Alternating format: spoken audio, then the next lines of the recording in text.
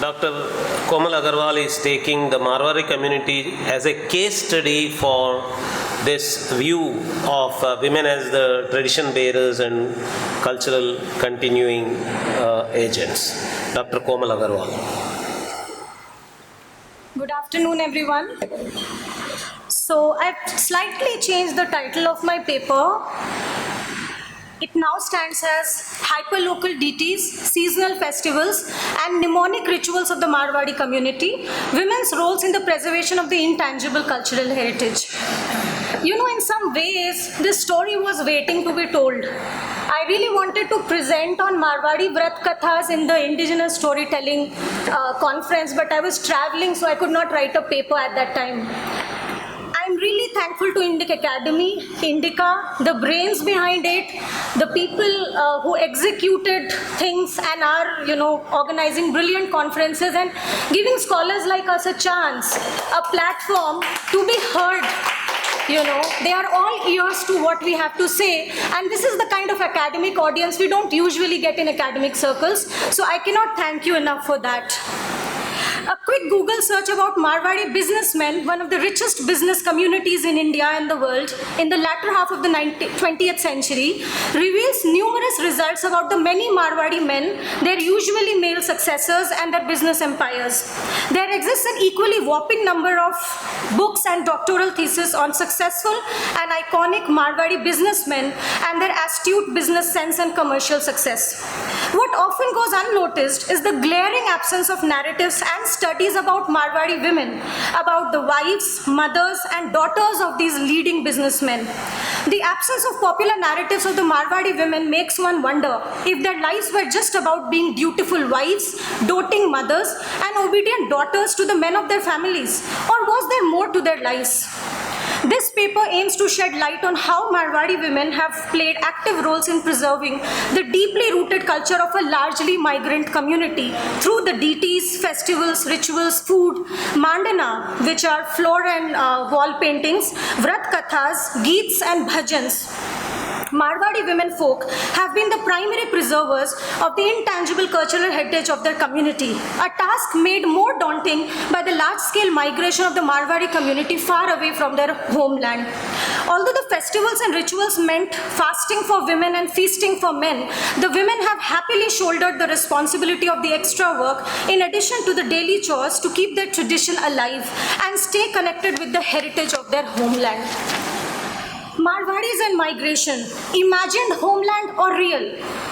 Akin to other business communities such as the Punjabis, Gujaratis and Sindhis, the word Marwari bears within it connotations of its geographical and linguistic origin. As fate would have it, migration is a term that is inextricably linked with, almost stuck to the Marwari community and their identity, even 200 years after their steady migration outside the region of Marwar began in the 1820s. Hardgrove postulates that Marwar or Rajasthan is the imaginary homeland of the Marwaris. As an outsider to both the community and her multifaceted culture, her ethnographic and anthropological fieldwork notwithstanding, Hardgrove fails to comprehend the deeper significance of the traditions, customs, and rituals of the Marwaris. Nor does she seem to have considered the fact that most Marwaris, in fact, make annual or frequent visits to their homeland, which houses their deities and their devras, temples, and perform significant life cycle events like Jat and Jarula there. Even though what began as temporary or semi-permanent migration of the Marwaris has now become somewhat permanent migration in the last few decades. Thus, Hardgrove's postulation that the homeland of the Marwaris is imagined merits a serious reconsideration. After all, one does not visit imagined homelands.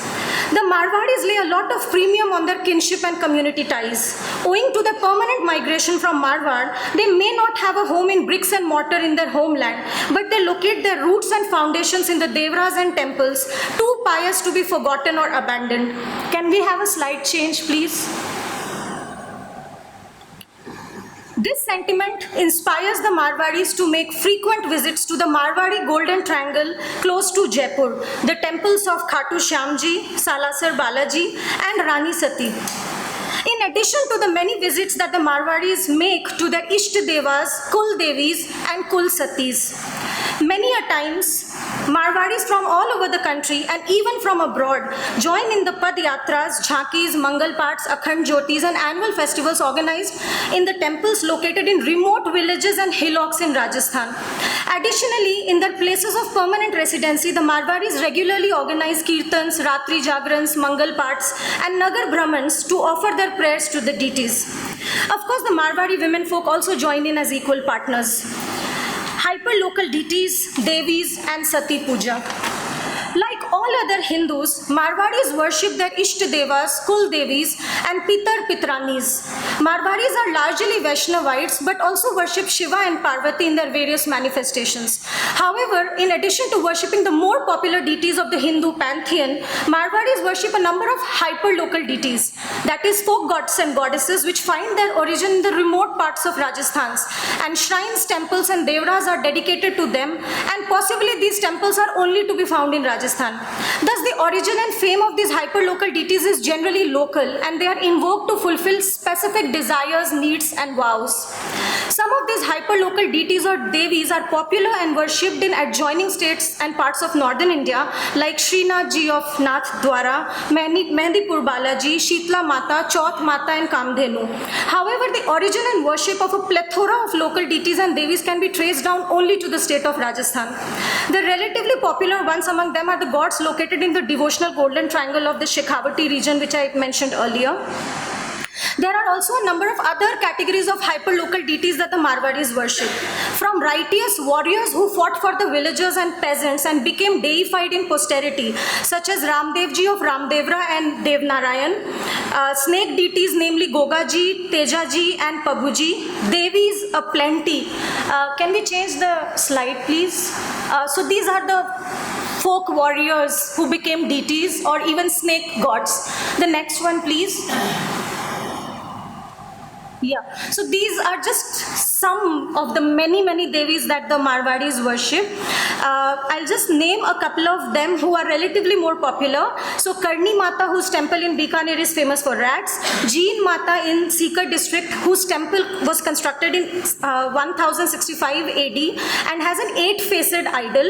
Shakambari Mata of Sakrai Dham, Gangaur Mata of Udaipur and Sikaria Mata of Sikar, to name a few. These deities are very sharply defined with specific iconographies, narratives and symbols. Additionally, Marwadis also worship Satis, the most significant one being Rani Sati, whose main shrine is located in Jhunjhunu. One must understand at the very outset that the practice of Sati is different from Sati Puja. In worshipping a Sati, Marwadis do not idealize or justify the practice of Sati and do not encourage widow sacrifice, but adhere to a long-standing family and sometimes community tradition and cultural identity. Originally, the practice of Sati and Johar was the norm for the ruling families in Rajasthan, and there are many accounts of Rajput queens and concubines following their lords to the funeral pyre. They suggest that in due course of time, the practice of Sati must have become popular among women of the other castes and is evident from the numerous deified Satis and Sati temples in Shekhawati and the state of Rajasthan as well as elsewhere in India. Can we go to the next slide, please? There is no dearth of scholarship on the practice of Sati, but sadly, most of it has been done by Western scholars who find the practice both bizarre and fascinating. However, Meenakshi Jain in the year 2016 has finally exposed the British agenda behind the sudden upsurge in the cases of Sati in the colonial times and the colonial portrayal of the abolition of Sati as the compassionate act of a caring regime.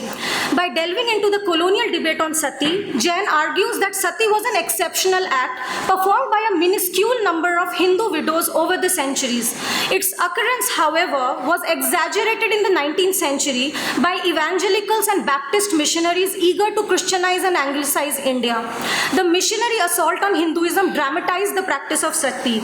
Together, the evangelists and utilitarians converted British Indomania to Indophobia through their sustained campaign against Sati and Hindu pilgrimages like the Jagannath Yatra. Jain also delves into the etymology of the term Sati, which is derived from the Sanskrit word Sat, which means goodness or virtue. One can also talk about the original Sati, the wife of Lord Shiva, and other women from Indian mythology who attained this status without immolating themselves. So you have Sati Savitri, Sati Sita, and Sati Anusuya. In all these cases, Sati denoted the chaste, faithful wife and not the right of widow burning. The term carried with it associations of great virtue, personal strength and religious autonomy. Let us turn to a discussion of the deification of satis and the practice of Sati Puja. The deification and worship of satis is not an isolated curiosity but part of a functioning system of popular religion that needs to be better understood. Very few studies have been undertaken on the commemoration or memorialization of satis and even fewer on the deification and worship of satis. Though Sati Puja among the Marwadis has received scholarly attention from scholars like Noble and Sankhyan and Hartgrove, they fail to understand the import of the practice of Sati Puja among the Marwadi community. Even Rustam Bharucha, who is an Indian, could not overcome his skepticism regarding the, and I quote, business houses primarily from the Marwadi community in contributing to the lucrative industry around Sati. The apparent shock of Western scholars like Hartgrove, who fail to reconcile how a practice such as sati, long declared illegal by the former colonial government and denounced by feminists and social reformers, can be a culturally valued ingredient in the way that some Marwadis construct their identity and traditions. However, they fail to comprehend how a Marwadi woman can be sati-like without actually becoming a sati.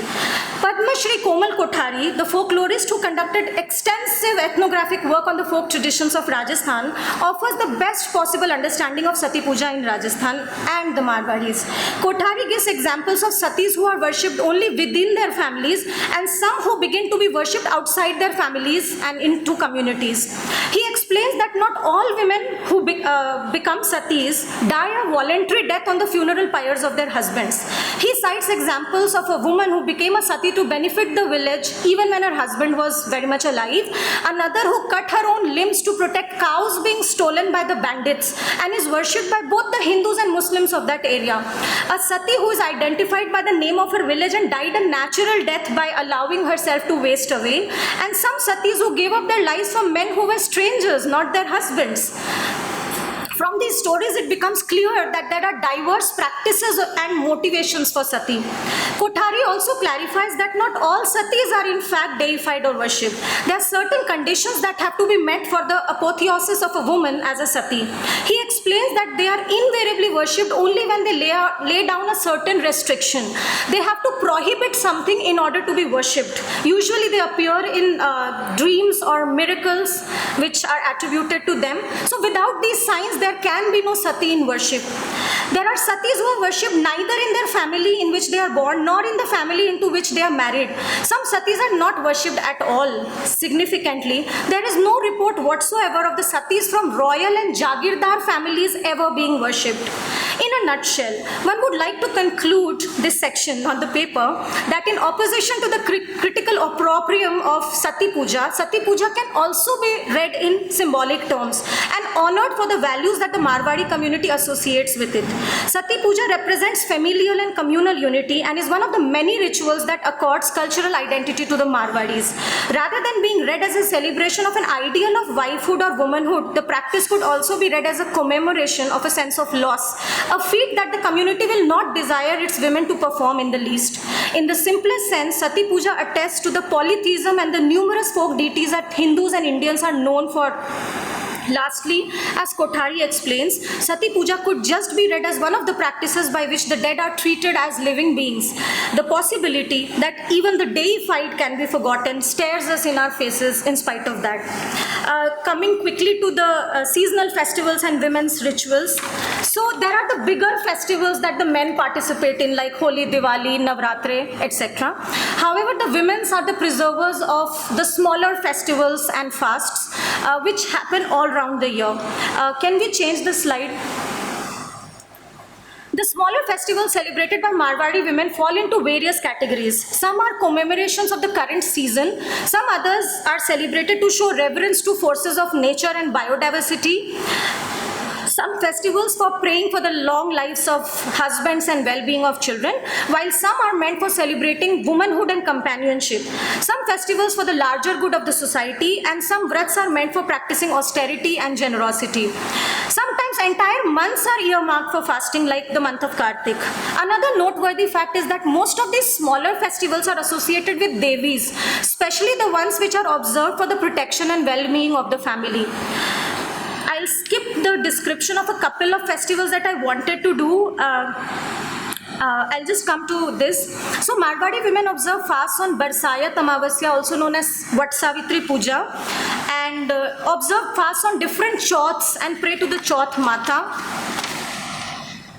They also worship banyan trees. Basically, I just wanted to show the connect to their consciousness about biodiversity. Interestingly, they also fast for their children, and not just for sons but also daughters. So there are festivals that are earmarked for daughters. Slide change, please. Marwadi women also celebrate all women's festivals, particularly Gangor and Haryali Teej. This is me performing the Gangor after my marriage. I'll not go into the descriptions of the festival. It has now become popular for some of you to know a little bit about it. I'll come to the last section of my paper, which is mnemonic rituals of the Marwadi women folk. As outlined earlier, the migrant experience of the Marwadi community is an essential part of their subjectivity. Nowhere is it more evident than in the rituals associated with the community festivals and personal celebrations of the Marwadis, which are largely mnemonic. Numerous geets and bhajans, vrat kathas, mandanas, ritualistic and culinary elements and food cultures associated to the rituals are mnemonic for the Marwadis. A lot is condensed in a festival or celebration around the meaning of a certain ritual. These mnemonic rituals elements invoke memories of the past and tradition and of a sense of connect to their homeland. Needless to say, the credit for and responsibility of preserving this intangible cultural heritage goes to the Marwadi women folk. The geets and the bhajans sung during the day or all through the night in a Rati Jaga, which is different from a Jagaran, of the Marwadi women folk are orally transmitted from generation to generation. They do not have fixed beginnings, middles or ends, almost never learned by rote, and yet a woman who may have never heard a particular song earlier can join in after listening to it for a few moments. Although these songs are always group compositions, women rarely have an audience for their songs. The women's capacity to memorialize these songs is activated through a very intimate knowledge of all the things that constitute the content of these songs, the patterns of behavior in society, nature, environment, etc. Accompanying each festival is a katha or a vrat katha, which are stories narrated by women during a ritual worship or vrat. Women get together as a family or a community to observe the vrat together and read out these stories from memory or from printed booklets now available. These stories are read aloud by the eldest woman of the group and even by women who are observing the fast alone. So basically there's a deity who is rushed and he has to be made tushed at the end of the story. Another characteristic, slide change please, this is the last slide. Another characteristic ritual accompanying many a festivals of the Marwadis is the mandana, or the ritual drawings made by women folk on the occasions of festivals and religious performances, marriages and celebrations. Sometimes these mandanas are also worshipped. These paintings which adorn the veranda or walls of the puja ghar are mostly done by purifying the space by cow dung and then using two basic colors, white and red, made out of natural elements. These paintings symbolize the well-being of the family, health and prosperity. Commonly used symbols include geometrical figures, swastika, sarva, Bhadra, Chakra, etc. Never human contours. Generally, the elderly or married women of the house draw the mandana. Once started, the painting cannot be left half finished and has to be completed in one sitting. Sometimes ritual songs also accompany the drawings of these paintings. Lastly, almost all festivals and worships of deities necessitate a dhok, which is a ritual bowing down before the deity, and pradakshina in even numbers. In a nutshell, the foregoing discussion served to illuminate how Marwadi women folk are the living archives of the cultural, ritual, geographical and culinary heritage of the Marwadi community. While the Marwadi men have witnessed runaway success in their trading and business ventures, the intangible cultural heritage of the community has largely been preserved by the Marwadi women folk, both in their natal and conjugal homes. Thus, the familial and territorial integrity of the migrant population of the Marwadis is further solidified by the observance of festivals and rituals by these women folk. In spite of the changes that globalization, increased educational opportunities, career aspirations and proliferation of digital media that has brought about in the lives of Marwadi women of the 21st century, and in spite of the fast-paced lives, Marwadi women have stuck to their roles as preservers of the community's heritage. Thank you.